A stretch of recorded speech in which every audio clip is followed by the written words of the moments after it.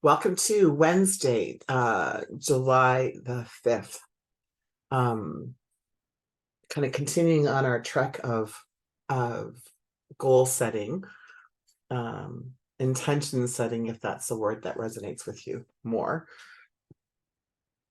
And so if we accept the theory that once we understand how our mind works, so we have our subconscious mind and our conscious mind, and when we set a goal, one of the things that happens is our subconscious mind is required to fulfill the goal at first until it becomes a habit.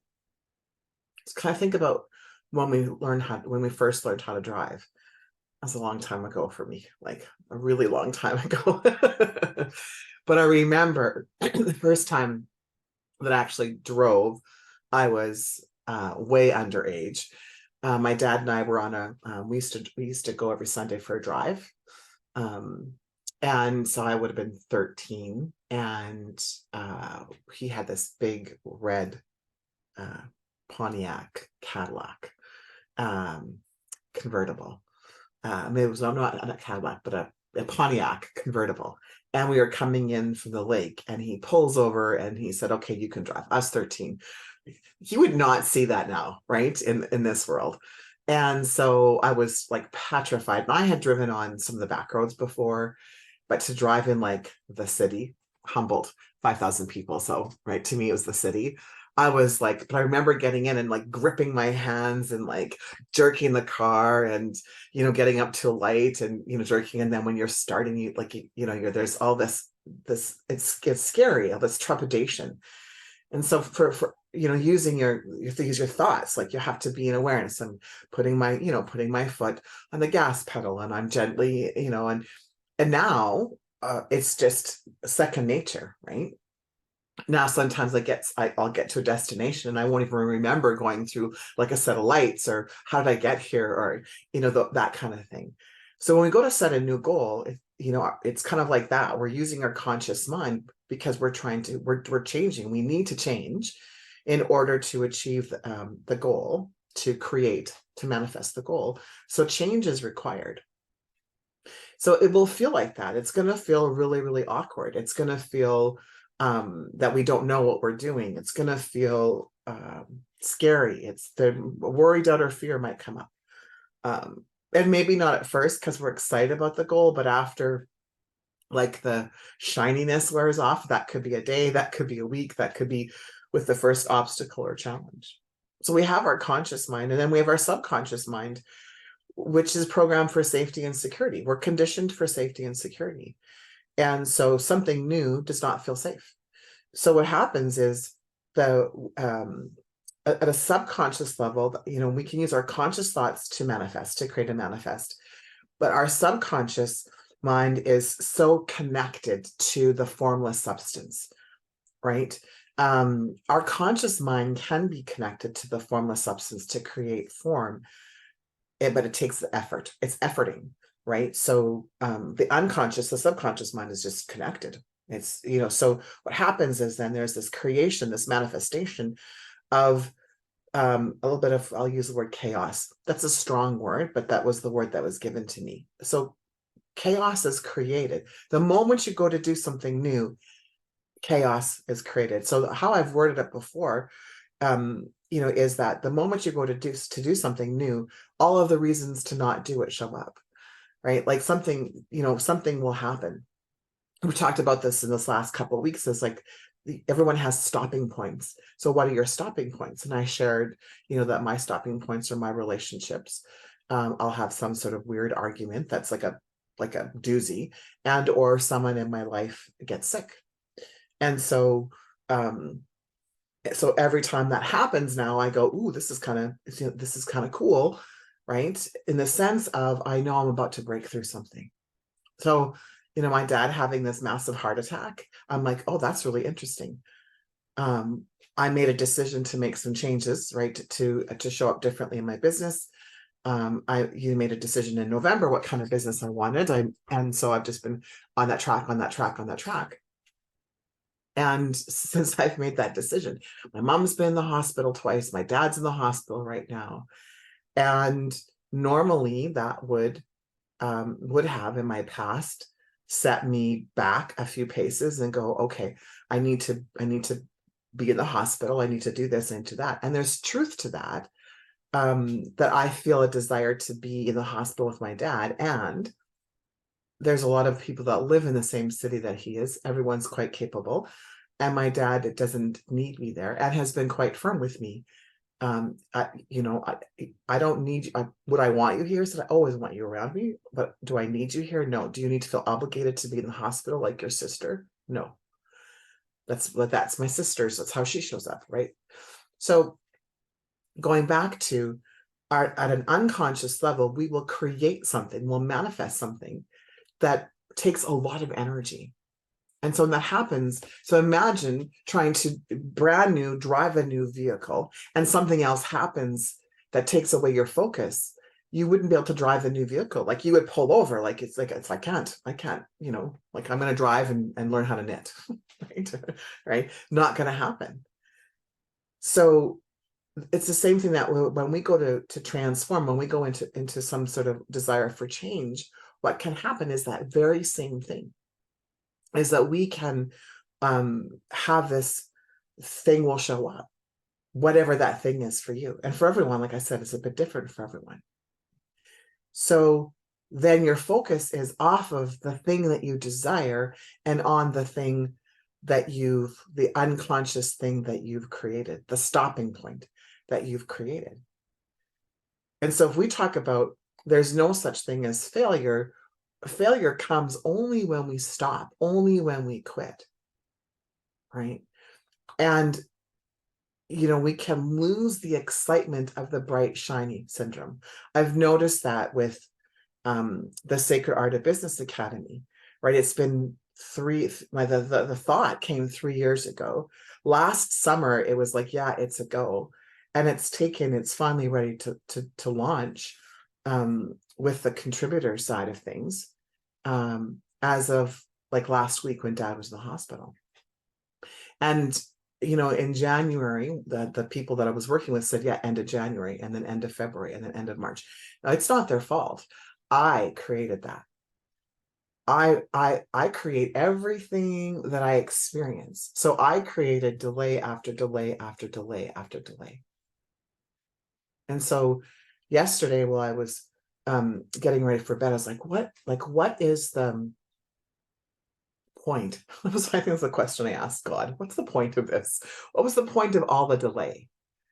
And this morning it was because now Ranchal is on a bright, shiny object. Like you've been working with it, you've been birthing it for so long, and now you get to take it and run with it and do what you want. And my personality is, well, it's not bright and shiny anymore. And so it doesn't take away the desire for, like, that's my purpose. The Sacred Art of Business Academy is my purpose. And so the beautiful gift I was given was when you're living your purpose, it doesn't have to be bright and shiny. And in fact, if it's bright and shiny, you lose interest in it, Ranchal.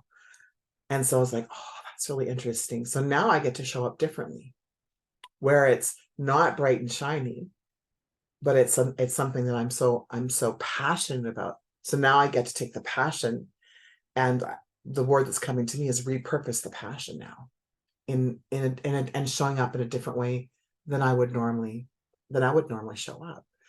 So it's like all of these things had to be created and manifested so that I could have this, oh, that's what this is all about.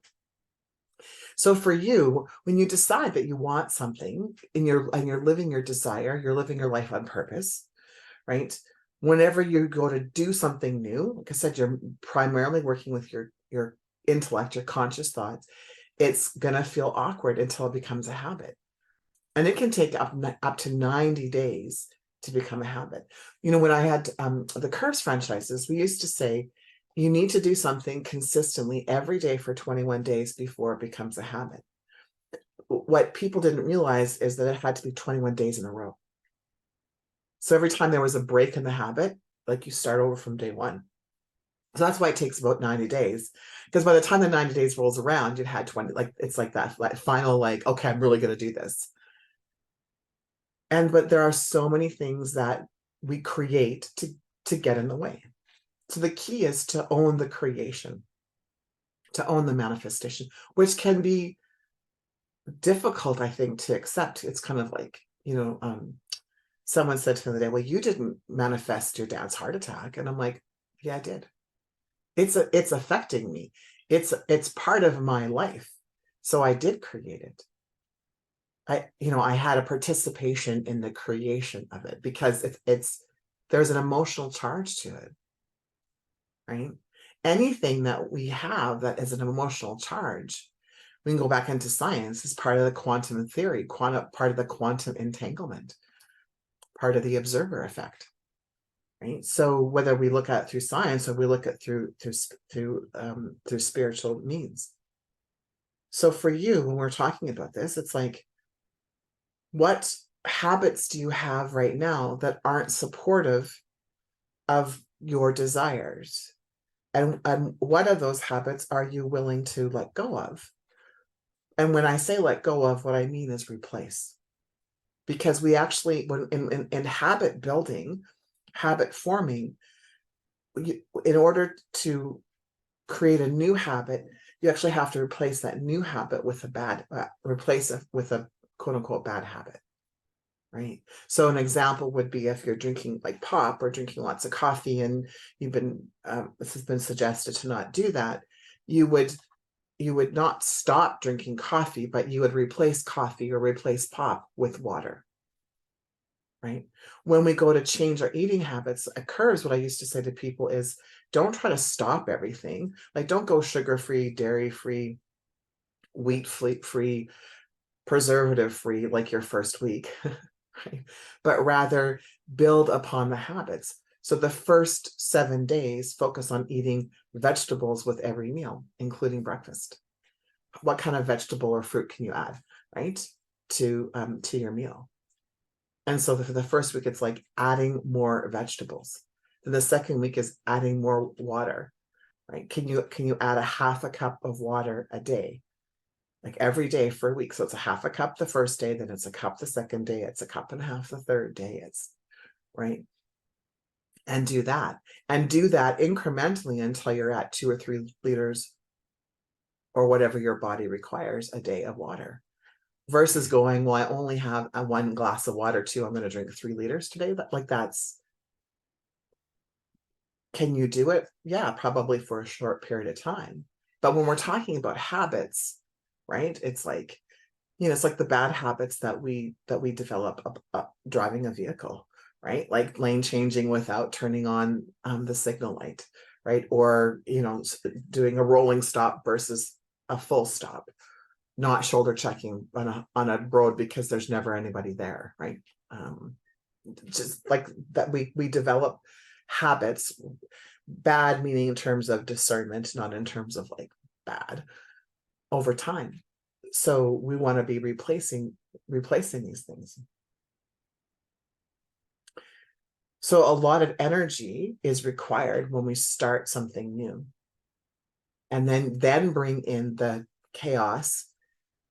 Then that's where we stop. And it makes sense because it's tiring, right? Like energetically, it's tiring. It feels tiring. It can feel pointless. It can feel hopeless, especially if you're producing a Groundhog Day, right? Like, no, I remember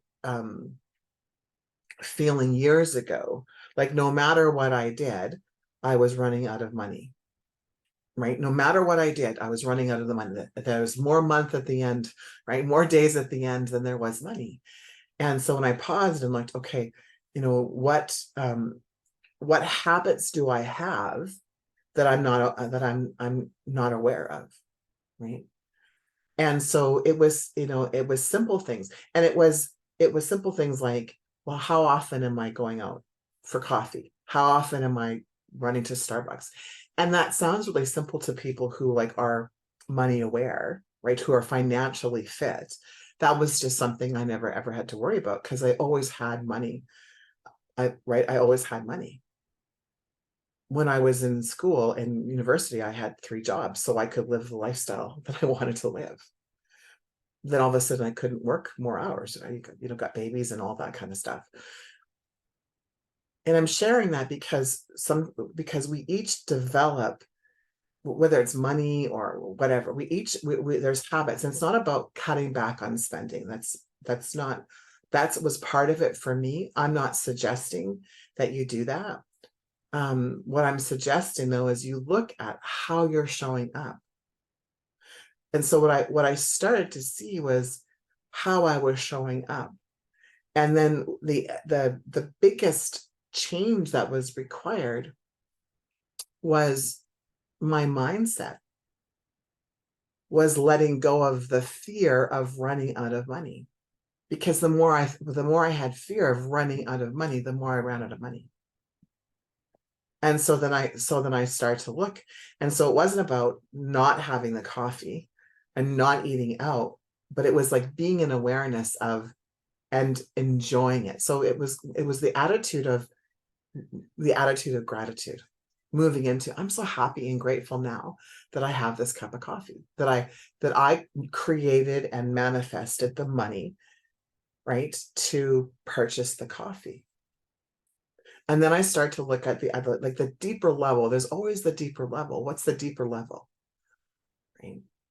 And so as we start to unpack the limiting beliefs, right?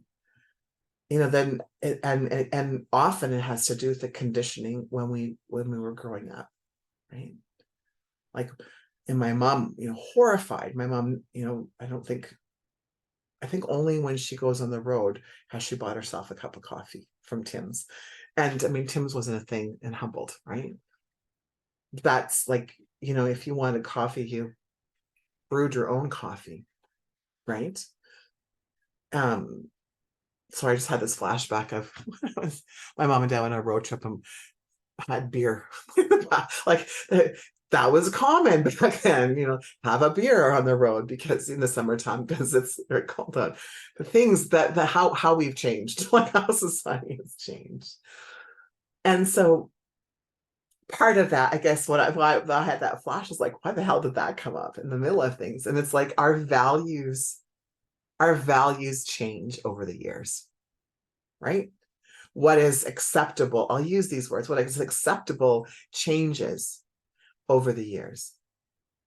What values are you holding on to that no longer serve you? What conditioning are you holding on to that no longer serves you? Right? What is something that perhaps maybe you could let go of that no longer serves you? Like guilt, like shame, like shoulda, coulda, woulda, right? Can you allow yourself just to experience life and fully engage?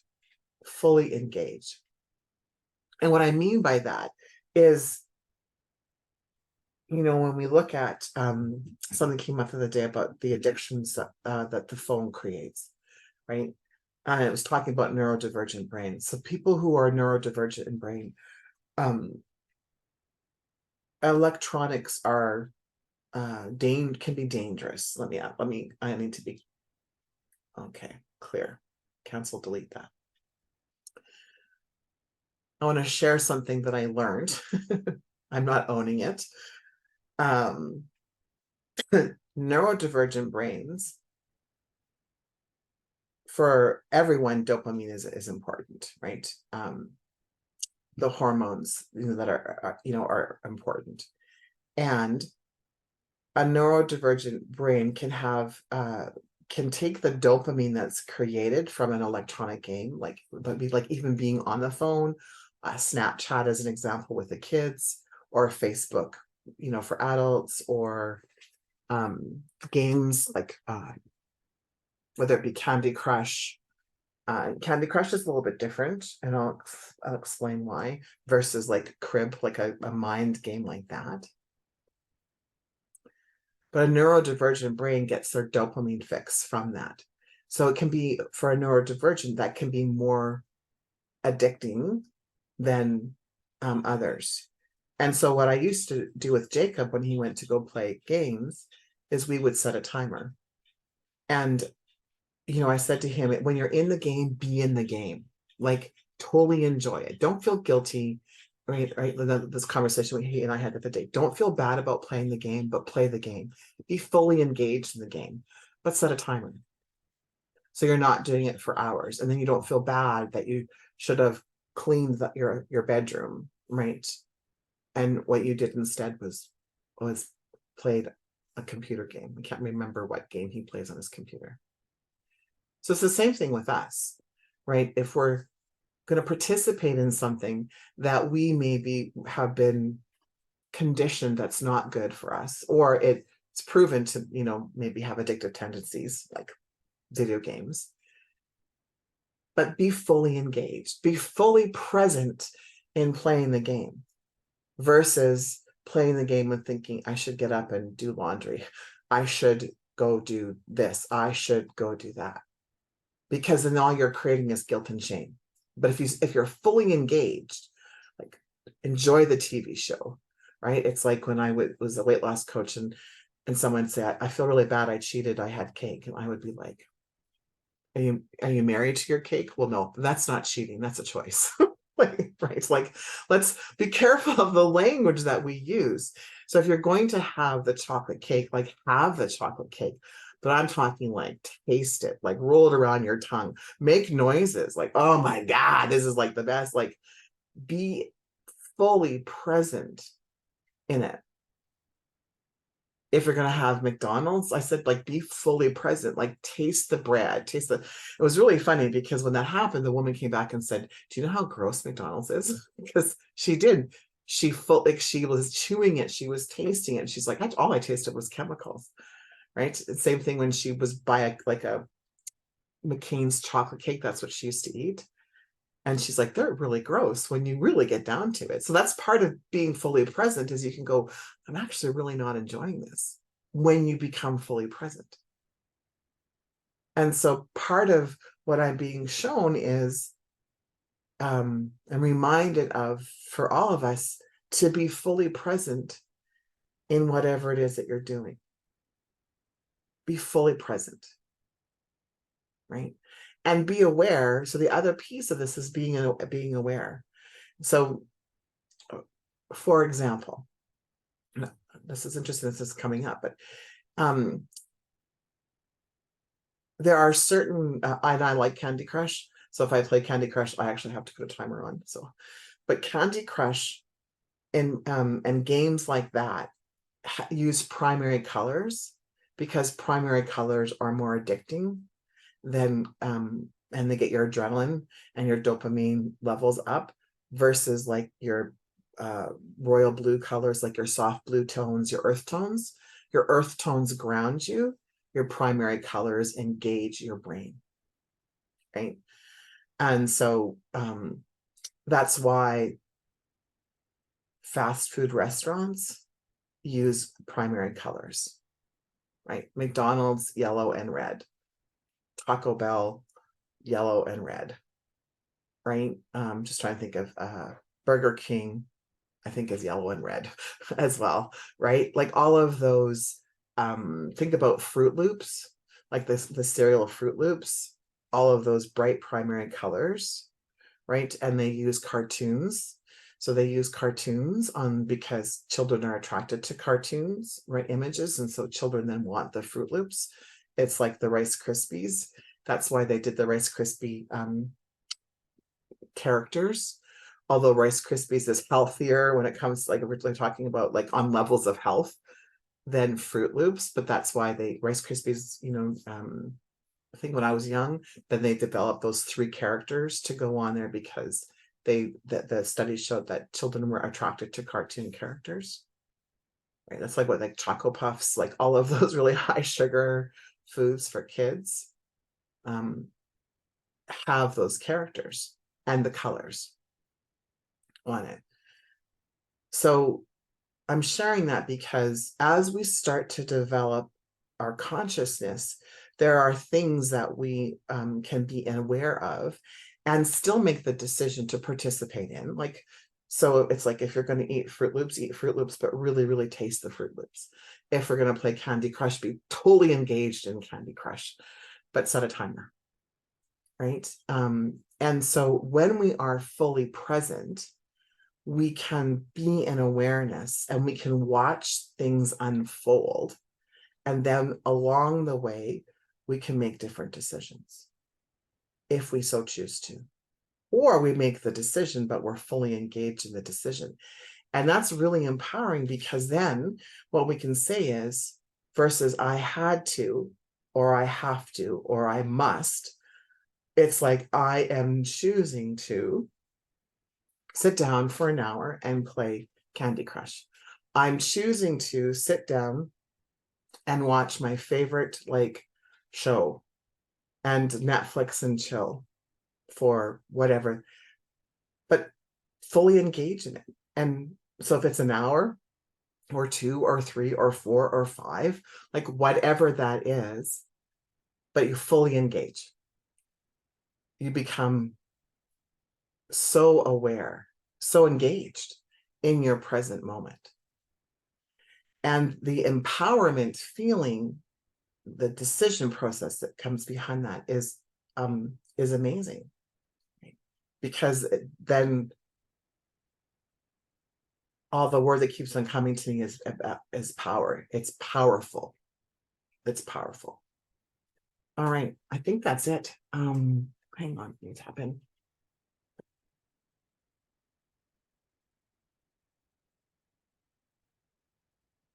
Okay, so if this resonates with you, you're being guided to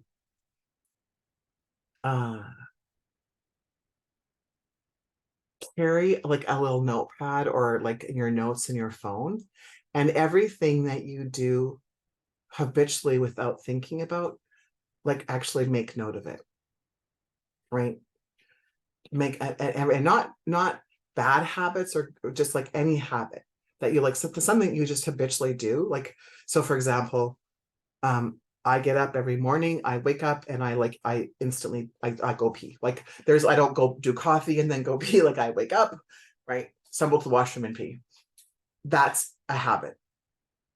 And so we're being encouraged to write down our habits today and just be in awareness of it. And you might not do it in the moment because you might not even realize you're doing it, but do it afterwards. And both good and bad, not great words, but good and bad habits, right? What are we habitually doing, really, is the question that's being posed. All right, thank you. That was it. That was the last transmission. See you. Have a good day. Bye.